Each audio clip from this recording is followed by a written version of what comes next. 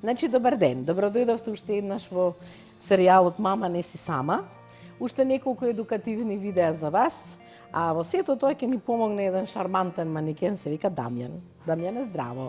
Сега малце ќе се бањаме, ќе средуваме папче, за да можат сегашните идните мајки да знаат кој е најсоодветниот начин тоа да го прават. Значи, ќе почнеме со едно бањање.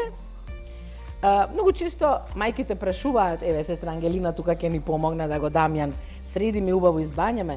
Многу често повеле Ангелина. Многу често мајките прашуваат кој е право време за бањање. Значи, мораме да кажеме дека правото време за бањање го одбирате вие.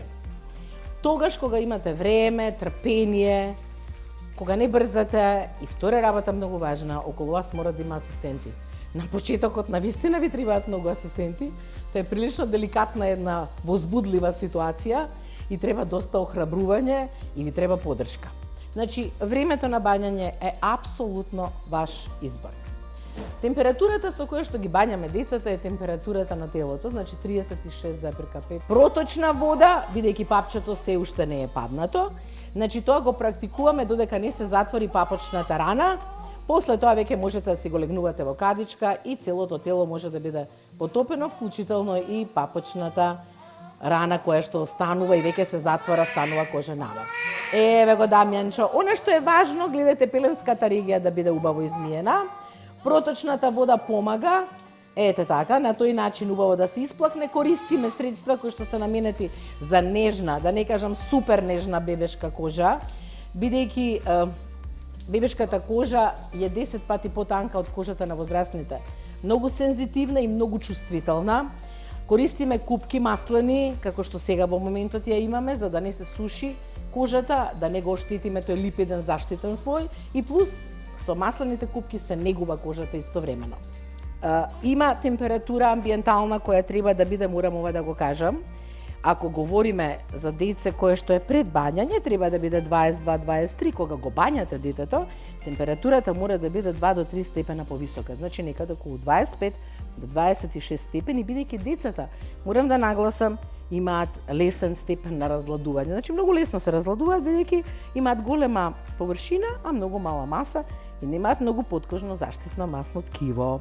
Точно заради тоа, гледате да ви биде топло, гледате да имате топли бањарки и пешкири, тоа ќе му помогне во однос на адаптацијата на детето. Значи сега следната фаза е убаво бришење и сушење на кожата, не брзете, имате време. Прегибите обавезно гледате убаво да ги исушите, бидејќи ако не ги исушите, може тука да ви се јави црвенило, иритација на нежната бебешка кожа. Користете емолиентни лосиони, емолиентни млека, кои што исто така ќе ја хранат и ќе ја заштитат на некој начин нежната бебешка кожа. За пеленската регија може да се користат, како ги велиме ние, заштитни креми за пеленска регија или бариерни креми, кои што помагаат таа регија да остане интактна и да нема иритација, бидејќи децата, знаете, на почетокот имаат многу чести столици, многу чести урини и точно заради тоа многу е важно таа соодветно се негува.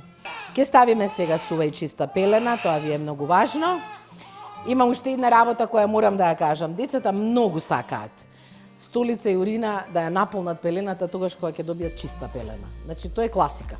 И многу често мајките викаат: "И сега што правиме?" Реков, за среќа имаме вакви пелени за еднократна употреба, па можеме тоа да го истолерираме, тоа точно така заштитува, за да не мора да брзаме и многу често тоа да го правиме. Така да, во ред е се, гледате како го оставаме папчето да биде суво. Тоа е многу важно. Папочната врпца се пресекува исклучиво во стерилни услови, во родилната или во операционата сала, и гледате се подврзува практично со една пластична клема.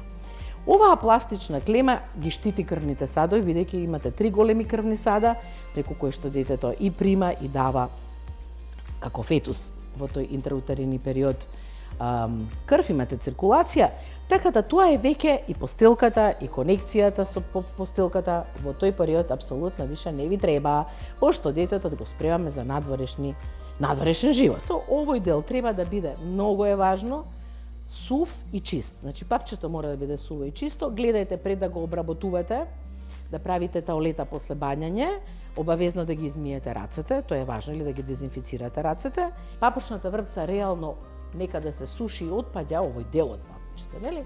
Околу 14-тиот ден. Готово. Значи, овде немате нерви, да знаете, ова не ги боли. Малце делува така заплашувачки за родителите, меѓутоа, навистина, овде нема нерви, детето реагира повеќе на влажноста, на алкохолот ништо повеќе, и она што е добро да знаете, дека папочната врпца и оваа клема со која што таа се подврзува, може и препорачливо да се извади после вториот ден, бидејќи на тој начин овозможуваме многу полесно сушење ервеј околу самото папче. Погледнете сега како изгледа практично папчето. Супер!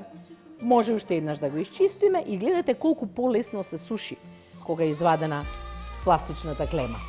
Значи, ако имате крварење, ако имате некој секрет, ве молам да си побарате помош од вашиот педијатар или патронажната сестра. Како што реков, туку има големи крвни садови кои што може да бидат влесна инфекција, и во тој контекст мораме да водиме строго сметка. Значи, до 14-тиот ден овој дел ќе падне и останува еден кожен набор кој што, ете така, е спомен на онаа конекција што децата го имаат во интраутериниот период како фетуси. И морам уште да напоменам дека кога ќе падне папчето, ве молам исто направите консултација со вашиот педијатар, бидејќи понекогаш таа папочна рана треба да се обработи со сребронитрат. Заздравувањето трае кај некои деца подолго, кај некои деца знае таму каде што била папочната врпца поголема, на поширока основа, да заздравувањето на таа папочна рана трае подолго. Меѓутоа, сите совети стручни треба да ги добиете од вашиот матичен педијатар. Ако имате дилема дали му е на детето доволно топло, она што препорачуваме е секогаш да го пипнете вратчето на детето. Значи, не пипате раце, нозе, нос, не. Тоа е периферија. И тука може да биде температурата пониска. Секогаш пипајте таму каде што ќе добиете реална проценка на внатрешната температура на детето, тоест вратчето.